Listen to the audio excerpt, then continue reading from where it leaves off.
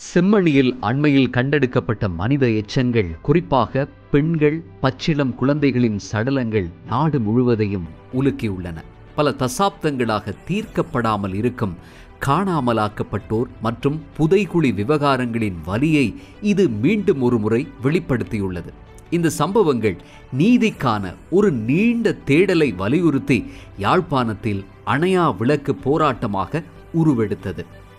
கடற்றொழில், நீரியல் மற்றும் கடல் வளங்கள் அமைச்சர் ராமலிங்கம் சந்திரசேகர் மக்களின் உணர்வுகளை புரிந்து கொண்டு போராட்டத்துக்கு நேரடியாக சென்று அவர்களின் குரலுக்கு செவிசாய்க்க விரும்பினார். அவருடைய நோக்கம் அரசின் ஆதரவை வெளிப்படுத்துவதும் பாதிக்கப்பட்ட மக்களின் உணர்வுகளை புரிந்து கொண்டு அதற்கான நியாயத்தை பெற்றுக் கொடுக்க முயற்சிப்பதுமே ஆகும். ஆனால் அமைச்சர் சம்பவ இடத்துக்கு சென்றபோது சில குழுக்கள் தங்கள் குறுகிய அரசியல் லாபங்களுக்காக குழப்பத்தை ஏற்படுத்தி அமைச்சரை விரட்டி அடித்தனர். இது வருந்தத்தக்க சம்பவமாகும். இருப்பினும் அமைச்சர் ராமலிங்கம் சந்திரசேகர் இந்த சம்பவத்தை பெருந்தன்மையுடன் கையாண்டார். அந்த இடத்தில் விரக்தியுடன் இருந்த மக்களின் வலியை அவர் நன்கு புரிந்து கொண்டு அமைதியாக அவ்விடத்தை விட்டு நகர்ந்தார். கடந்த பல ஆட்சிகளின் போதும் செம்மணி போன்ற பல பிரச்சனைகள் தீர்க்கப்படாமல் அப்படியே விடப்பட்டன.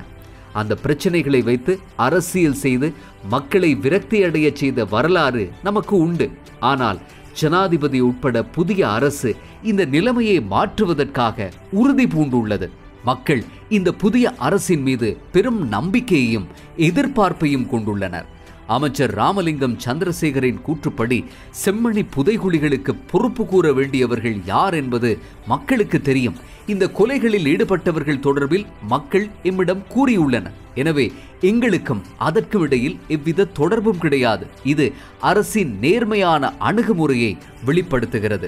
மேலும் செம்மணியில் இன்று குழப்பம் விளைவித்த இளைஞர்கள் சிலர் செம்மணி புதைகுழி சம்பவங்கள் நடந்த காலகட்டத்தில் பிறந்தார்களா என்பது கூட தெரியாது. இப்படியானவர்களே அரசியல்வாதிகளை விரட்டியடிக்கும் செயலில் ஈடுபட்டனர் என்று அமைச்சர் குறிப்பிட்டார். எனினும் மக்களின் மனநிலையையும் அவர்களின் வலி வேதனையையும் தன்னால் புரிந்து கொள்ளக்கூடியதாக இருக்கிறது என்பதை அவர் அங்கு வலியுறுத்தினார். செம்மணியில் ஏற்பட்ட குழப்பமான சம்பவம் தொடர்பாக மேலும் கருத்து தெரிவித்த அமைச்சர், நாம் குரோத மனப்பான்மையுடன் செயற்பட போவதில்லை. ஒரு அமைச்சராக நான் பாதுகாப்பு தரப்புடன் சென்றிருக்கலாம், சம்பவத்தின் பின்னர் நடவடிக்கை எடுத்திருக்கலாம். அவ்வாறு செய்யவில்லை.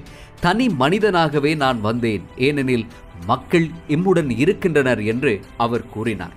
இந்த இடத்தில் நாம் ஒரு விடயத்தை ஞாபகப்படுத்தி பார்க்க வேண்டும். முன்னைய ஆட்சியாளர்கள் போல பரிவாரங்களோடும் பாதுகாப்பு வாகன பேரணிகளோடும் தற்போதைய ஆட்சியாளர்கள், ஜனாதிபதி, பிரதமர் உட்பட யாரும் இல்லை. அவர்கள் மக்களோடு மக்களாக நிற்கிறார்கள்.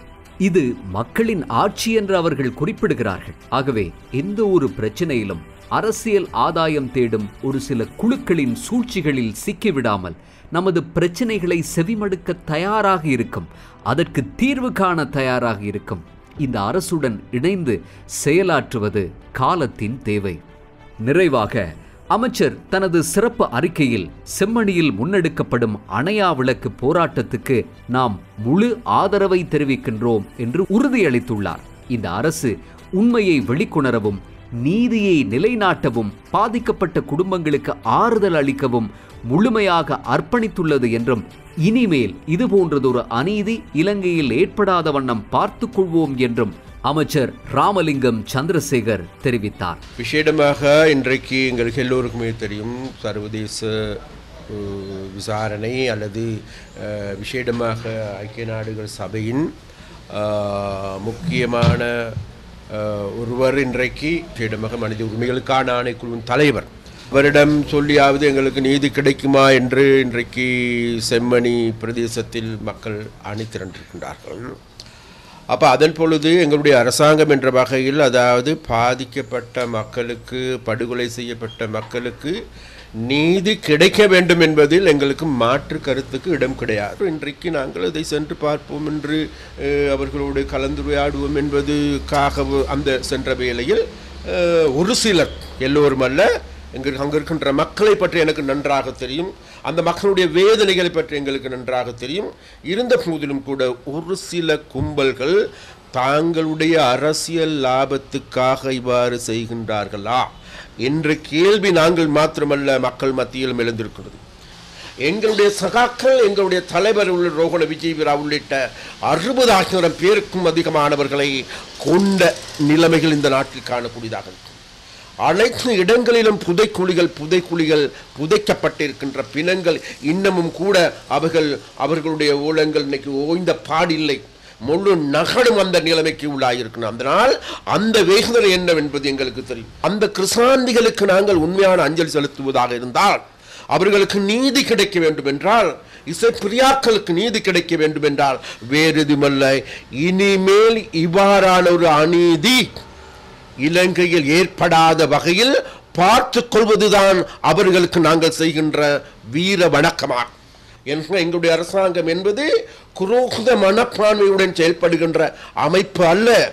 அவ்வாறு குரோதமான மனப்பான்மையில் நாங்கள் செயல்பட வேண்டும் என்றால், நான் ஒரு கேபினட் அமைச்சராக எனக்கும் தேவையாக இருந்திருந்தால் அவ்விடத்தில் எங்களுடைய போலீஸார் பாதுகாப்பு படைகளையும் அணிதிரட்டி கொண்டு அவ்விடத்திற்கு சென்றிருக்க முடியும்.